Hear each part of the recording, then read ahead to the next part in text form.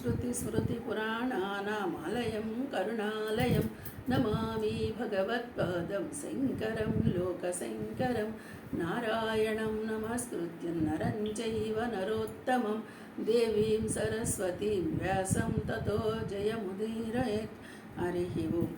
वसुदेवसुतं देवं कंसचाणूरमर्दनं देवकी परमानन्दं कृष्णं वन्दे जगद्गुरुम्। ओं श्रीकृष्णपरब्रह्मणे नमः। श्रीमद्भगवद्गीता अदः षष्ठोऽध्यायः आत्मसंयमयोगः। ఇవాళ క్లాస్లో 6వ అధ్యాయం 42వ శ్లోకాన్ని వివరం చెప్పుకున్నాం. అథవా యోగినామేన కులే భవతి ధీమతాం ఏతత్తి దుర్లభతరం లోకే జన్మ యదీదృశం. ఒకవేళ అథవా యోగినాం ఏవ కులే భవతి ధీమతాం ఏతత్ హి దుర్లభతరం లోకే జన్మయత్ ఈదృశం. పదవిభజన. ఒక అథవా అంటే ఒకవేళ విరాగి అయినటువంటి పురుషుడు ఆ పుణ్యలోకములకు పోకుండానే, సరే మనం ఇక్కడ కొంతవరకు నేర్చుకొని తెలుసుకొని అలాంటి పుణ్యలోకాలకి వెళ్ళలేదనుకో, అలాంటి వాళ్ళు ఎలాగవుతారు? పుణ్యలోకాలకు వెళితే అనుభవిస్తారని తెలుస్తుంది. ఒకవేళ వెళ్ళకపోతే ధీమతాం జ్ఞానులైన యోగులు కులే ఏవ భవతి అంటే యోగుల కుటుంబంలోనే జన్మిస్తారు. పుట్టుకతోనే ఇప్పుడు వ్యాసుడికి సుఖమహర్షి పుట్టుకతోనే ఎంత గొప్పవాడు. అలా యోగులు అంటే అలా జ్ఞానముతో ఉన్న వాళ్ళ కుటుంబంలోనే జన్మిస్తారయ్యా అంటున్నాడు. అలాగే ఈ జన్మ అంటే ఈ విధమైన జన్మ ఏది కలదో అది ఇది లోకమునందు లభించుట నిస్సందేహముగా. అంటే నువ్వు కొంతవరకు నేర్చుకొని తెలుసుకున్న తర్వాత ఒకవేళ దీన్ని పూర్తి చేయలేకపోతే, ఆత్మవిద్య నీకు పూర్తిగా అందుకోలేకపోతే తిరిగి మళ్ళీ మహాత్ముల ఇంట్లోనే పుడతావు. అంటే జన్మనించే నీకు ఈ విద్యలో అభ్యాసం కలుగుతుంది అని చెప్తున్నారు.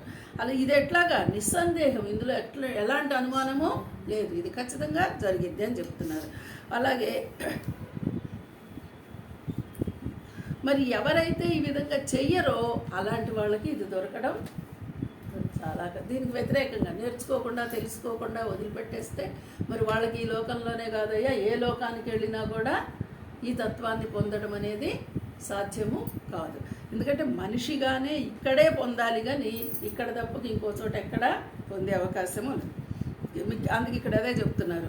ఇట్లా యోగుల కుటుంబంలోనే జన్మించి ఊర్ధ్వలోకాలకు పోకుండానే జ్ఞానులైన యోగుల కుటుంబంలోనే అంటే ఇక్కడ చూడండి, మనమేమో ఏదో స్వర్గం అది ఇది అనుకుంటున్నాం కదా, అలా వెళ్లకుండానే యోగుల కుటుంబాల్లోనే జన్మిస్తాడు అని చెప్తున్నారు. అంటే ఏంటి? ఇప్పుడు యోగుల కుటుంబాల్లో జన్మించటము, స్వర్గాలు నరకాలు లాంటివి అనుభవించటము, ఊర్ధ్వలోకాలకు వెళ్ళడం. ఊర్ధ్వలోకం అంటే ఇంకా పైన ఏమున్నది? ఆలోకాలకు వెళ్ళడము. ఇట్లా ఈ ఊర్ధ్వలోకాలకు పోకుండా జ్ఞానులైన యోగుల కుటుంబంలో జన్మించును, కానీ లోకమందు అట్టి జన్మ ప్రాప్తించడం మిక్కిలి దుర్లభము అంటున్నాడు.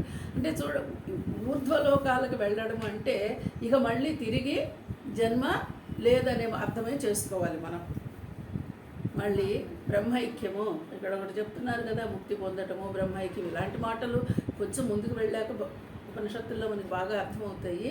కానీ ఒకవేళ మనం అంతవరకే తీసుకుంటే ఈ ఊర్ధ్వలోకాలకు వెళ్ళడం అనే మాటని బ్రహ్మైక్యంగానే భావన చేసుకోవచ్చు. అక్కడ దాకా వెళ్ళలేకపోతే ఏమవుతారు? మంచి ఇట్లా గొప్ప వాళ్ళ యోగుల కుటుంబంలో జన్మిస్తారంటున్నారు. ఒకవేళ ఇట్లాంటి జన్మ ప్రాప్తించటము చాలా కష్టమయ్యా నీకు అంటున్నారు. ఎందుకంటున్నారు? ఇప్పుడు తెలుసుకుంటే వస్తావని చెప్తున్నారు కదా. నువ్వు నీ ఆత్మే పరమాత్మను నువ్వు గుర్తించగలిగితే వెళితే ఊర్ధ్వలోకాలకు వెళ్తావేమో, లేదంటే మళ్ళీ ఇక్కడ యోగుల కుటుంబంలోనే ఉత్తమమైన జన్మే పొందుతావేమో. ఇలా పొందడం కష్టమయ్యా అంటున్నాడు. మళ్ళీ వెళతావని చెప్తూ ఇది పొందడం కష్టం అంటున్నాడు. ఎందుకు కష్టం అంటున్నాడు? మరి మనం ఎంత మాత్రం నేర్చుకుంటున్నాము, దీన్ని ఎంత మాత్రం సాధన చేస్తున్నాము. నిజంగా నేను పరమాత్మ, నేనే పరమాత్మ, ఇప్పుడు నేను కాకుండా ఇంకొక బ్రహ్మ లేదు, ఇలాగా తెలుసుకోగలిగితే, తానే బ్రహ్మని తెలుసుకోగలిగితే, అందుకని అది తెలుసుకోవడం కష్టముగా ఉన్నది కాబట్టి దుర్లభము అంటున్నాడు. అంతేగాని మీరు సాధించలేరు అని అర్థం కాదు. దుర్లభము అంటే మీరు సాధించలేరు అనే అర్థం కాదు. సాధిస్తారు, నిలబెట్టుకొని నేనే పరమాత్మని, నేనే బ్రహ్మని, నేనే అనేటువంటి భావన ఖచ్చితంగా ఉండగలిగితే ఊర్ధ్వం ఏదైనా కానీ ఇంకా పరమాత్మలోనే.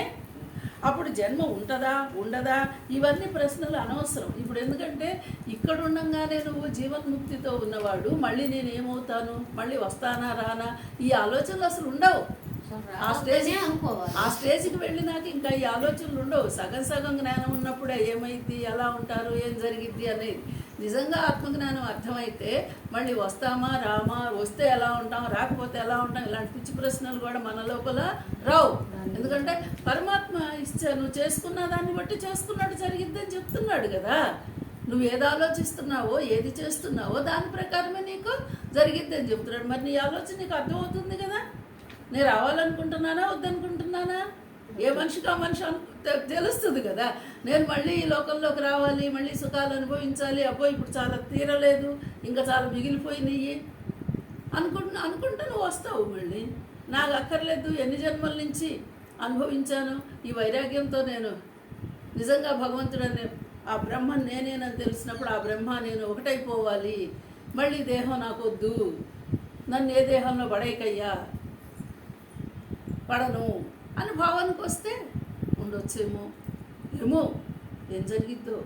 మరి ఇప్పుడు మనం నేర్చుకున్న జ్ఞానం ఎంతవరకు ఖచ్చితంగా ఇది అని చెప్పేసి నువ్వు ఖచ్చితంగా వస్తావు, లేకపోతే నువ్వు ఖచ్చితంగా రావు, పెద్ద పెద్ద లోకాలకు ఊర్ధ్వలోకానికి వెళ్ళిపోతావు అని చెప్పడానికి అవకాశం లేదు. అలాగని తిరిగి నువ్వు ఎక్కడో చోట పడతావు, మళ్ళీ అనుభవిస్తావు అని చెప్పడానికి అవకాశం లేదు. అది నీకే అర్థం కావాలి. అంటే ఇక్కడ కృష్ణ భగవానుడు అంటే ఇక్కడ మనం కృష్ణ భగవానుడు కదా, భగవాను వాచాలు చదువుకుంటున్నాం కదా. భగవంతుడు ఎక్కడా కూడా శాసించలేదు, విషయాన్ని చెప్పాడు. ఇలా ఉంటుంది ఇలా ఉంటుంది అని చెప్పాడు. కానీ ఇది నువ్వు చెయ్యి, ఇది చెయ్యకు అని నేను ఎక్కడా శాసించాల. ఇది చేస్తే ఇలాగవుతావు, ఇది చెయ్యకపోతే ఇలాగవుతావు అని చెప్పాడు. మొత్తం గీత మీరు జాగ్రత్తగా ఆలోచించి అర్థం చేసుకుంటే అది మనకి మనంగానే నిర్ణయించుకోవాలి. మన డెసిషన్ మనదే అన్నట్టే చెప్తారు. అది ఇక్కడ భగవంతుడు చెప్తున్నాడు కాబట్టి మనం దాన్ని చాలా జాగ్రత్తగా ఆలోచించుకొని మనకు అన్వయించుకొని మనకు అనుకూలమే ఉందిలే, అనుకూలం ప్రతికూలం కాదు. ఇక్కడ మనం చెయ్యగలిగింది చెయ్యగలుగుతున్నాం. దీనికి కూడా చాలా ఉన్నాయి కదా. మరి కర్మ అంటున్నాడు, వాసనలు అంటున్నాడు, రకరకాలు చెప్తున్నారు కాబట్టి దీని ప్రకారం నడుస్తుంది. అందులో మనం ఈ శ్లోకంలో మనము ఏదో యోగ భ్రష్టులు అవుతారు, మళ్ళీ ఎక్కడికో వెళ్ళిపోతారు అనుకోకర్లా, మంచి ఉన్నత స్థితినే పొందుతాము అనేటువంటి భావనతోనే అర్థం చేసుకోవాలి. హరి ఓం.